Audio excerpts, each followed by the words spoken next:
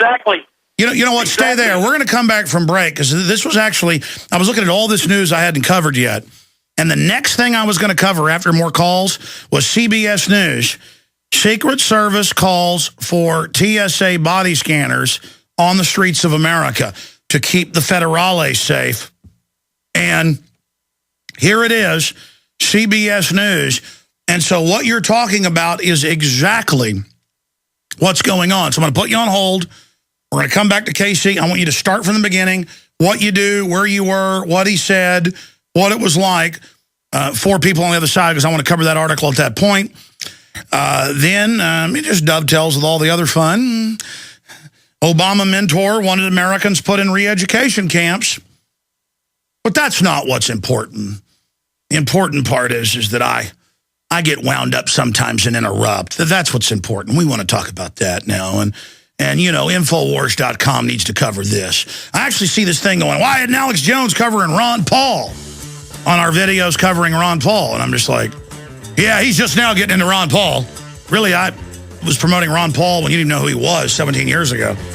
But again, it's not that the attacks are real. It's that it's like a mental illness of these people in their mommy's basement eating Hot Pockets, watching video games. You little kids need to get involved in fighting corruption, not complaining about Alex Jones to count coup and feel like a big man.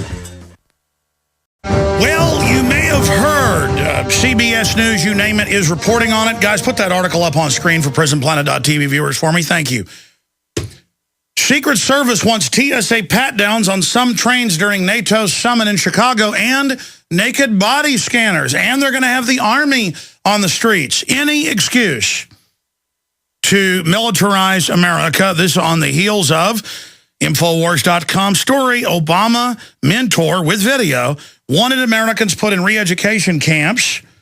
Whether underground terrorists plan to kill K-I double hockey sticks, kill 25 million U.S. citizens in re-education camps.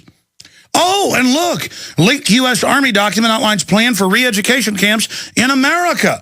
Political activists would be pacified to sympathize with the government, like Patty Hearst with the Stockholm Syndrome. Here's the CBS News headline. Summit could mean airport-style security. And I saw the, what was it, $3 billion extra just a few months ago past Congress, and then there was some other spending as well, where they are calling them TSA inspectors, and they're the boss of everything. They were just going to be at shipping places and infrastructure, but now everything's infrastructure, and they're just all over Texas. I heard San Antonio, Dallas, Houston, warrantless bag searches, checkpoints. They command the police, and I've heard from a little bird in the city of Austin, in the police department, that coming up in the middle of the summer, we'll be getting them here. First, it won't be on the news, though. It's to acclimate officers that they just set up little checkpoints, and they have a few little light rail stations, and people get there, and it's like, hey, meet Potbelly. He's going to grab your genitals and search your bag without a warrant. So it's here. Now, he just called in, but we got cut off by the break. I want Casey in Oklahoma to describe. And again, everything he's saying is already on record, but this is eyewitness to this. Repeat everything you said and add the other area you didn't have time to get into about what you witnessed there at the main distribution hub in Oklahoma. It's also the main prisoner hub, I should add, for the feds. But break down what you were told this was for. Go ahead. Okay, the delivery, it says in the body of the bill that I have, the freight bill, it says TSA field training kits.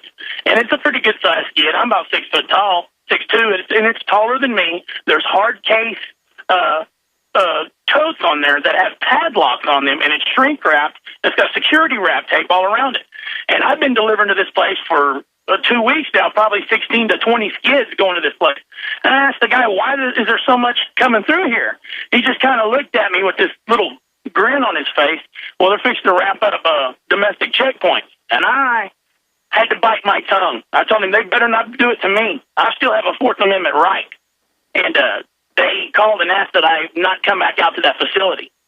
because they're a bunch of pervs. Hey, do you have any daughters or children? Because they're really looking forward to getting their hands on your wife. So, you think you're going to avoid them by not flying? These pervs are going to get their goods. Take Tennessee. They've had 4 years of grope points with the Army at them, and they actually grope. I mean, imagine it's like we're putting our hands on your crying kids. Welcome to America. I mean, this is martial law in slow motion. Is what it is. Exactly. I'm not a violent person by any means, but I will stand to defend my constitutional rights. I have 3 kids, a 10, a 12, and a 3-year-old, all boys. Ooh, they like 3-year-olds. They like those. Yeah, they better not. That's like you said, I can't stand it. But I'm sorry, did you hear? They ordered hundreds of mobile armored pillboxes. They're going to be in armored pillboxes. Yes, sir. Isn't that dovetail? Oh, and 400. What you were saying about. Sorry, go ahead. We were talking about what that dovetail too into what you were saying about how they're saying that the returning veterans are the #1 enemy.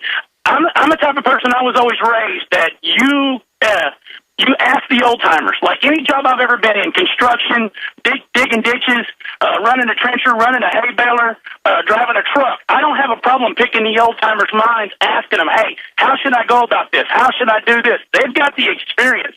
I don't have a problem going to them. And that's one thing that I see that they're trying to take out of the equation is these returning veterans. Because when something does come and something hits, and when it does hit the fan, those are the people that I'm going to gravitate to. Those are the people that I'm going to go and try and pick their mind. Teach me tactics. Teach me survival. Teach me weapons. Teach me what they taught you in boot camp. And I see that they're trying to remove that equation, but you can't get the experience and the education from those who have been in contact, who are awake to what this world government is trying to do. They want to get rid of the force multipliers, is what that's called. That's exactly what that is. Well, I tell you, but you also added, repeat your point about this is the collaborator bootlicker type who enjoys the idea of checkpoints because he feels like he's part of it because he helps ship it to them. Tell folks about that. Well, exactly. It's like the bully in school, that he doesn't have any power unless whatever you give him.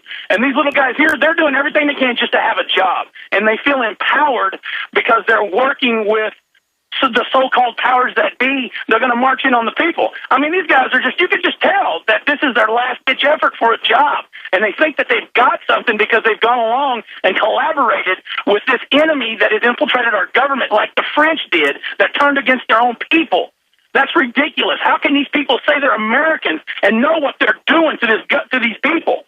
When this does hit the fan, Alex, and it's coming, and it's going to hit the people that I'm in contact with here, with former military and people that are awake, we're prepared. We're prepared in Oklahoma for whatever comes. And I'm sorry if it does come to that. That's, like you said, that's what they want. They want us fighting amongst each other while they set offshore and watch what happens here. But the boys in America, in Oklahoma, we don't miss. We're trained. Whether it's handguns, rifles, bows and arrows, whether it's a slingshot, we're prepared. And it better not come here because they're not going to like what they find. Well, the collaborators aren't going to like what happens to them. You're talking about the Vichy French helping stand down France when the Nazis rolled in. People say Hitler defeated the French. Most of their military just stood down and have been paid off. That's what the West did in Iraq. They'd already paid off the Iraqi Republican Guard so that almost no one resisted when they came in. And that's how these governments do this. And 450 million rounds of 40 hollow point for the American people. Hundreds of mobile pillboxes. A couple 100 million rounds of 223, 308. They're handing out shotguns and rifles to even non-law enforcement agencies. They are gearing up for a war with the American people. And while the bankers sit offshore, they think they're going to send in the TSA commanding the local police. That's the sickest thing. I've seen newscasts out of Tennessee and Houston, and it'll show the TSA people walking around with a clipboard ordering the police to search people. I mean, it's so pathetic. And it's so pathetic how the Houston police chief is. It makes me want to throw up. Anything else, sir? Yeah, you were talking about how they were talking about how people are being watched on Facebook and by the FBI. I've specifically been on Facebook myself, and I will put rants up against the government, against the NDAA. I have been deleted while I have been placing my statement and backed out of Facebook on my cell phone, on my Android. No, it happens all the time. It's all, listen, imagine the millions of cowards that have joined this system, and I've run into them, and they love it. They want re-education camps. These are guys that couldn't get a woman if they had $1 million. You know, a guy that, women can tell when a guy's good and strong. You know, you can't keep the women away from you. These cowards, women run from them. That's why they want to have your women in their little dungeons. These are the type of people. These are just filth. No one wants to associate with them. No one wants to be around them. So they want to, that's why they want power. A powerful person would be embarrassed to act like this. A powerful person wants to crush bad people, not set up domestic checkpoints. God bless you. And then I hear these idiots going, oh, they'll get the illegal aliens. The illegal aliens are given driver's license, bank accounts, everything. When Homeland Security does a stage bus at a meatpacking plant, they take the illegals out the back door and give them green cards. That's Associated Press. So I don't want to hear this is about security. Look, all of you that signed on to this and that rationalize it, enjoy. Enjoy. Just enjoy. Jake in Oregon, you're on the air. Welcome. Hey, Alex. I'm an aspiring activist, and I was wondering if you could give me some information on how I can start in my local community. Sure. Go to the city council and tell them that you don't like the New World Order and fluoride in the water, and get in their face and scream at them a little bit. Just get in the habit of not caring what people think about you. That's where it all starts.